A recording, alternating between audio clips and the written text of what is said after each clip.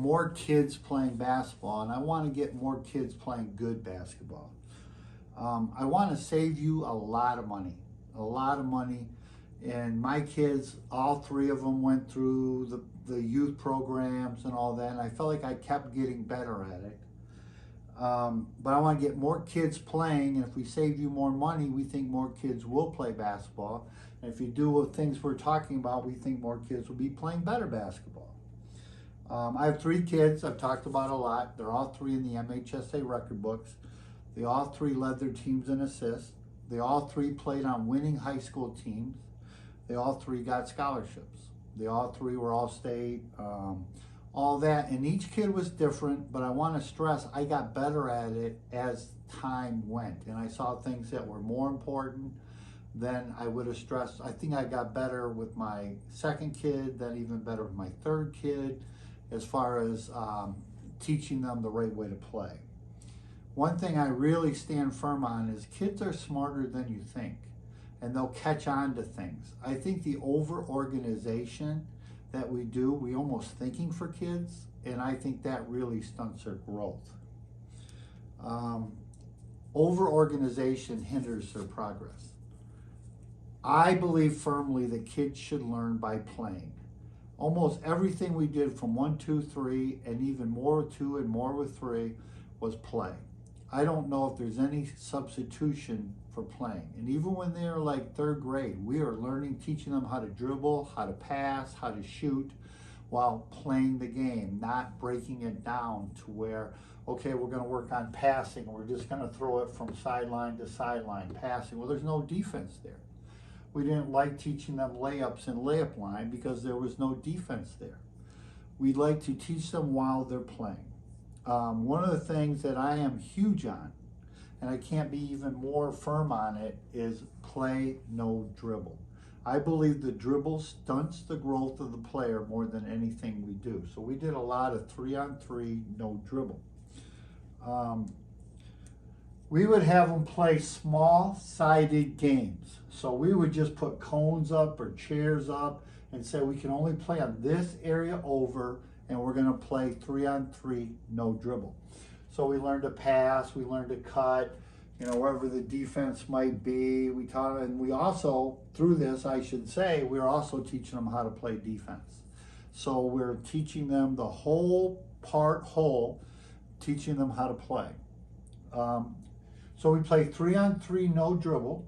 And if you could just do these three things at if you're running the court or monitoring the court, or you could help them, the first three things that we did is whenever our kid caught the ball, we want him to catch the ball looking at the basket. We would say basket area vision. So we want them low and wide, looking at the basket every time they're ready. The second thing that we like to do is we would say, don't watch the paint dry. So with no dribble, once they passed, they had to cut. We would get screens up. We would get a whole bunch of little things. But just say we passed here. If this person stood and didn't cut to the basket or get some kind of screen, we would call a violation of watching the paint dry, from the famous line in Hoosiers. Don't watch the paint dry. Basket area vision. If they caught the ball and they weren't looking at the basket ready to play, we would call that a violation, just like a double dribble, just like a travel. And the third thing we stressed was no rainbow passes, no high arcing, slow passes. We had to throw what we called a frozen rope, fake a pass, make a pass, and throw through it. But the first three things that we did was basket area vision, catch the ball ready to play. Don't watch the paint dry. Don't stand. 3, no rainbow passes. So we had a rule, we took it from the great Dick DiVenzio. If the ball got tipped out of bounds, it automatically belonged to the defense. So if defense tips it out of bounds, we gave the ball to the defense, because we stressed early that you shouldn't throw a pass that the defense can tip. So by really 4th grade, our kids were catching the ball, basket area vision. They didn't watch the paint dry, and no rainbow passes. As we watch through these series or go through these series, we have other what we call violations. and we'll keep improving on them, but these were the basic three. We did not play to a rebound. So if the circles shot the ball, and then defense would get it, we wouldn't let the offensive players get the rebound, because we found that destroyed shot selection. Little kid didn't know what to do, so they would just chase and chuck and try to get the rebound. So we thought it improved our game a lot by not allowing them to get the offensive rebounds. We like to play small-sided games, so we would use this for an example. On this side, sometimes we would just use a free throw line across, and we put up cones, so all three players had to play inside the free throw line here. And we just, again, we're teaching all these concepts. Defense, they had to stay in a stance. If they weren't in a stance, we would say basket. So by fourth grade, to the parent, and I'm speaking mostly to youth parents, and that a lot of times you're not going to get a lot of this, because the youth coach has to put in their offenses, have to put in their defenses, have to do what I call the over-organization of sport. We would just play with this, and then by fourth grade, our kids basically caught the ball, always with basket area vision. And when they catch the ball with basket area vision, they're in a position to shoot. Don't watch the paint dry, no standing allowed. They weren't allowed to stand on the floor, that would be a violation, and no rainbow or lollipop passes. They had to be straight line passes. So if you could get this fourth grader to be able to do those things, and one of the concepts we'll keep talking about is the value of playing travel is there, but playing travel without a good understanding of the game, I don't think really helps you. One of the goals we had was to get our players good enough, my kids good enough, the players that are playing good enough to play on a competitive team.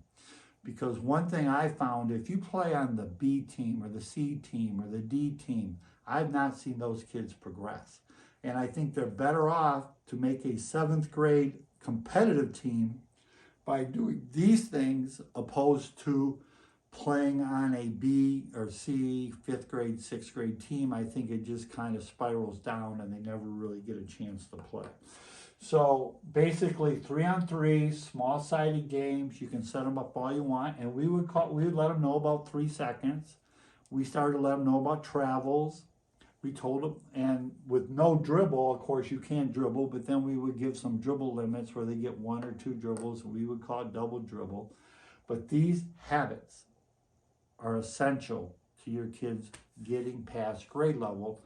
And then as much as we could, we would try to get our kids to play with older kids. I don't think there's a better formula than playing with older players.